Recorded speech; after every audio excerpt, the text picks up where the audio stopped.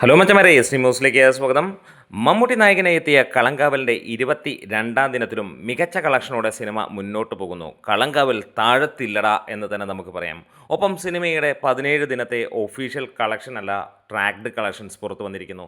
ഇവിടെ നമുക്ക് ഒരു അജണ്ട മനസ്സിലാവുകയാണ്. വേറെ ഒന്നുമല്ല, എല്ലാ ട്രാക്കേഴ്സും ഒരേ കണക്കിന് 100ഉം 250 രൂപ കൂട്ടിയും കുറച്ചും ഒരു കളക്ഷൻ റിപ്പോർട്ടുകൾ വന്നിരിക്കുന്നു. നമുക്കറിയാം, മമ്മൂട്ടി സിനിമയ്ക്കല്ലാതെ വേറെ ഒരു സിനിമയ്ക്കും ഇത്ര ദാരിദ്ര്യത്തോടെ ട്രാക്കേഴ്സ് കളക്ഷൻ അങ്ങനെ കൊടുക്കാറില്ല എന്നുള്ളത്. ഇത് ഒരു അജണ്ടയല്ലേ എന്നുള്ളതാണ് ചോദ്യം. അത് നിങ്ങൾക്ക് കമൻസിലൂടെ വരാം.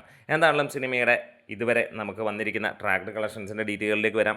കേരളത്തിൽ നിന്ന് 35,41,00,000 രൂപ കിട്ടിയെന്ന് പറയുന്നു. റെസ്റ്റ് ഓഫ് ഇന്ത്യയിൽ നിന്ന് 6,86,00,000 രൂപ എന്ന് പറയുന്നു. മിഡിൽ ഈസ്റ്റിൽ നിന്ന് $3.37 മില്യൺ, UK അയർലൻഡിൽ നിന്ന് $360K, നോർത്ത് അമേരിക്കയിൽ നിന്ന് $288K, ഓസ്ട്രേലിയയിൽ നിന്ന് $105K, ന്യൂസിലാൻഡിൽ നിന്ന് $16K, റെസ്റ്റ് ഓഫ് വേൾഡിൽ നിന്ന് $100K നേടിയതായി പറയുന്നത്. അങ്ങനെ ഓവർസീസിൽ നിന്ന് 38.25 കോടി, അതായത് 4.25 മില്യൺ ആണ് ഡോളറാണ് നേടിയിരിക്കുന്നത്. അങ്ങനെ വേൾഡ് വൈഡ് ആയിട്ട് 80.52 കോടി നേടി എന്നുള്ളത് എല്ലാ ട്രാക്കേഴ്സും അംഗീകരിച്ചിരിക്കുന്നു. സന്തോഷം. അങ്ങനെ ട്രാക്കേഴ്സ് അംഗീകരിക്കുകയാണ്. മമ്മൂട്ടി അംഗീകരിക്കുന്നില്ലെങ്കിലും ട്രാക്കേഴ്സ് അംഗീകരിക്കുന്നു എന്നുള്ളതാണ് ഇവിടെ ഏറ്റവും വിരോധാഭാസം എന്ന് പറയാനുള്ള കാര്യം. വേറെ ഒന്നുമല്ല, മമ്മൂട്ടി സിനിമകളുടെ മാത്രം ദാരിദ്ര്യം എടുത്ത് പറയേണ്ട കാര്യം, ആദ്യത്തെ കാര്യം മമ്മൂട്ടി തന്നെയാണ്. വേറെ ഒന്നുമല്ല, മമ്മൂട്ടിക്ക് കളക്ഷൻ ഇടാൻ വലിയ മടിയാണ്. എനിക്ക് തോന്നുന്നു 80 കഴിഞ്ഞിട്ട് എഴുതാൻ പഠിച്ചിട്ടില്ല എന്നുള്ളത്.